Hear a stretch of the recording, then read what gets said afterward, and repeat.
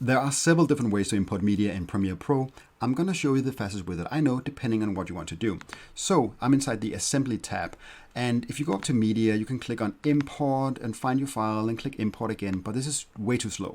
You can also just double click anywhere in this area, like so, way faster. Or you can right click and click on Import, which is okay, but a little bit slow. You can also use the shortcut Command-I on Mac or Control-I on Windows, which is pretty good. Now, what I like to do is to just drag my files into this project area or into the sequence area. And I want to show you the difference.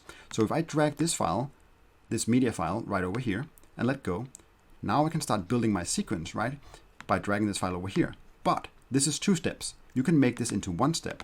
So I'm going to clear this out now and I'm going to try again. And now I'm going to drag this file directly into my sequence area and boom, now you just kill 2 birds with 1 stone. This is way faster, right? Now, let me delete this again because I want to show you something. You can also drag multiple files into the sequence area. However, if you do that, let me just try.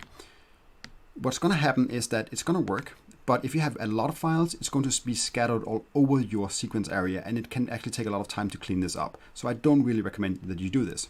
So let me delete this again.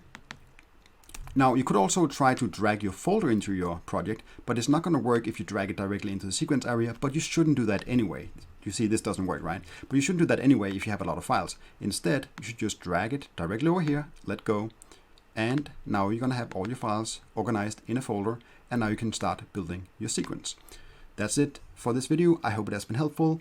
If it has, let me know down in the comment section, and don't forget to hit the like button and subscribe to my channel, and I'll see you guys in the next video.